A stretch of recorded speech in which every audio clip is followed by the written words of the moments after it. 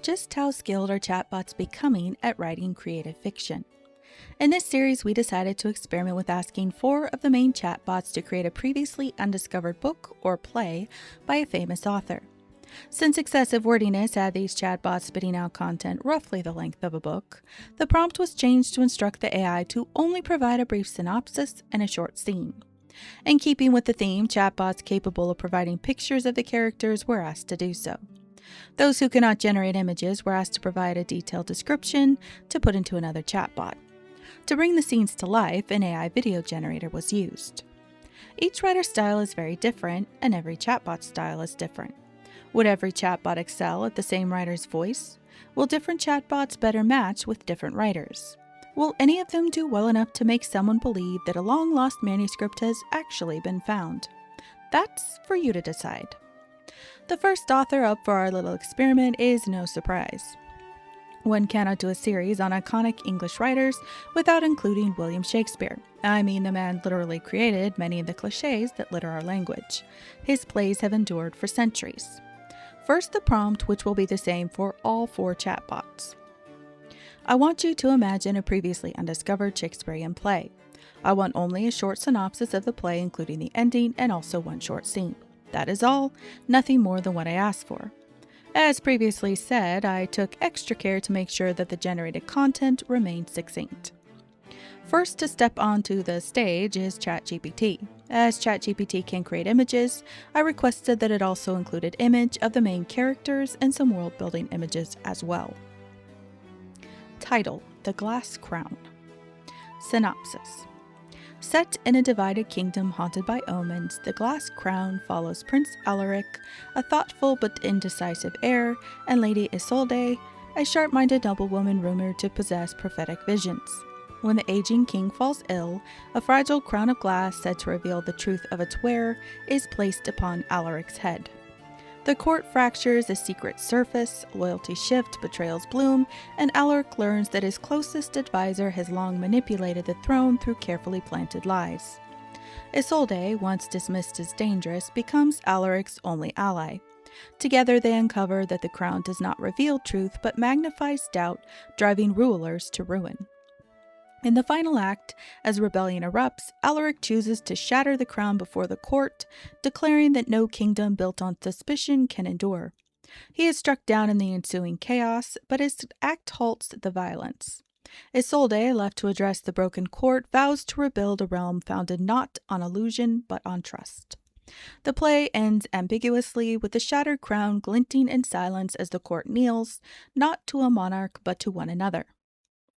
After the synopsis, ChatGPT provided a brief scene from the play, which I have used an AI video generator to create.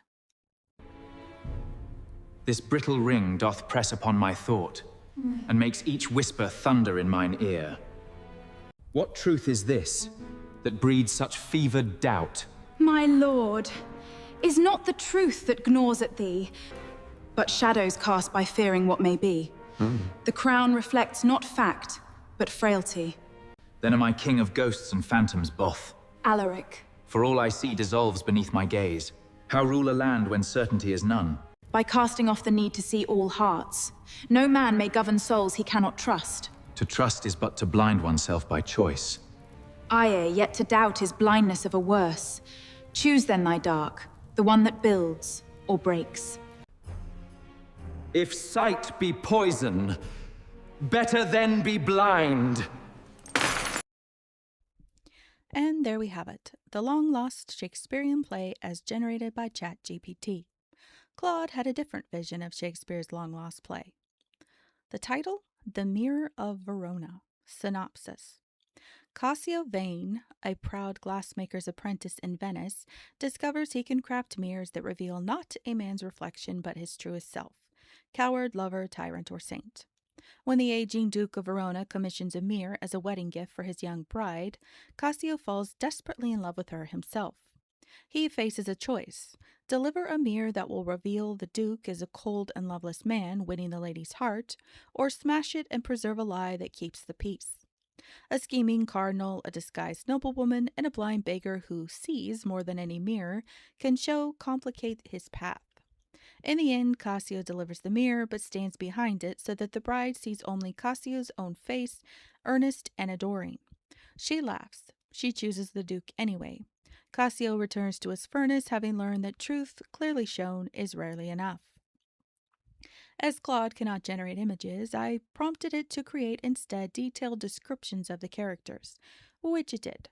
After using an AI video generator, here is the result. Old mother, they say you were beautiful once. Does it grieve you not to see what time has made of you? Grieve me? Boy, I have not seen my face since 40 years. I carry the one I remember. And if the face you remember is a lie? Then it is my lie, and I am rich with it. You with your silver glass of pay, what do you offer men but the cold opinion of the light? I offer truth. Truth. A young man's gift, given cheaply, received like a stone through a window. Tell me, has any soul yet thanked you for it? Not yet. Not yet.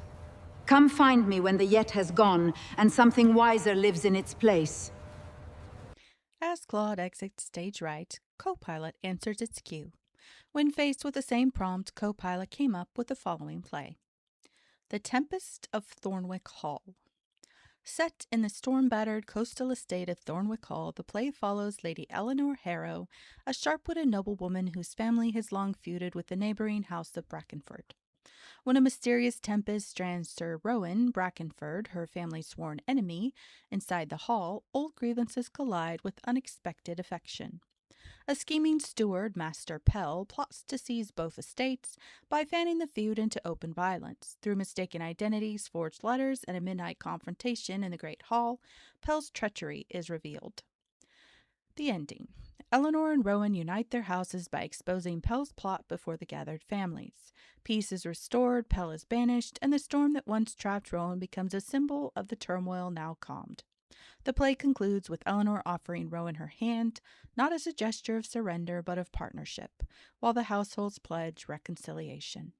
While Copilot could create images, it could not create videos, so Copilot's characters were fed into an AI generator to bring Copilot's short scene to life. Good sir, your blade speaks louder than your tongue. What purpose brings a Brackenford to roam these halls, save mischief dressed in courtesy? If mischief be, it lies not in my hand, but in the storm that flung me to your door. I sought no quarrel, only shelter's grace. Shelter you have, though not my trust besides. Your house and mine are tinder set to spark. Then let us quench the flame before it leaps, for I have seen enough of needless wars. If peace may start with me, I'll bear the cost. Your words fall strangely gentle for a foe. Perhaps I am a foe in name alone. Let deeds, not lineage, prove my loyalty. As the curtain falls on Copilot's attempt, one more chatbot remains to offer its take on a long-lost Shakespearean play. Enter Gemini. Title: The Alchemist's Daughter. Synopsis. Set in a decaying Venice, the play follows Alara, the daughter of a disgraced alchemist who discovers her father's great work is actually a formula for a poison that mimics death perfectly. When the Duke's son Lorenzo is ordered to marry a cruel noblewoman, Alara offers him the draught so he may escape his obligations. However, the Duke, consumed by grief and guilt, drinks the remaining vial to join his son. In the ending, Lorenzo awakens to find his father dead and Alara arrested for regicide. Rather than flee, Lorenzo drinks the second true poison to remain with his father, leaving Alara alone to face the gallows as the city's golden age collapses. And now for the scene. Peace, my lord. The beaker holds no ghost, but a soft slumber borrowed from the night. Will you drink deep of this deceptive dew? If life be but a pageant of iron chains, then let me sleep in liquid liberty. Is there no sting? No bitter aftertaste of earth and ashes? None but the truth, which stings only the tongue that fears to speak it. Drink, and the world shall weep for what it lost, while you find all you sought in silent rest. Then to the Duke's despair and my release, I pledge this breath, the last I draw in light. All four chatbots had different takes on Shakespeare. While none opted for a comedy, there were a range of endings. ChatGPT opted for a tragedy of sacrifice by the main character that brought about change. Claude opted for an unhappy ending with a moral lesson. Copilot generated a happy ending where the couple manages to live and find love together. Gemini produced a complete bloodbath ending where pretty much everyone dies. Creativity-wise, Gemini seemed to take the easiest route.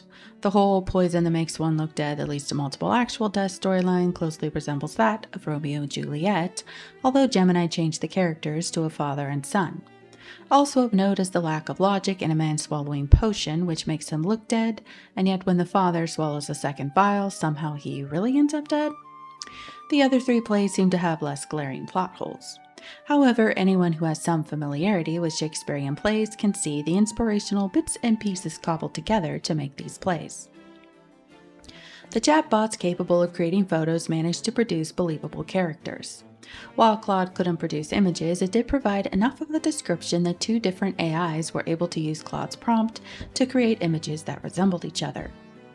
And with a bit of trial and error, including this interesting creation, the AI video generator produced videos that managed to semi-resemble an actual scene in a movie. But do any of them truly feel like Shakespeare? That's up to you to decide. Next week, we'll move forward 200 years to one of the most famous female novelists of all time and ask the question, can AI write like Jane Austen? And while you ponder that question, if you're also wondering where you can find a great technology partner to help you incorporate AI into your business or for other technology needs, Swan Software Solutions can help. Visit swansoftwaresolutions.com to schedule a free assessment.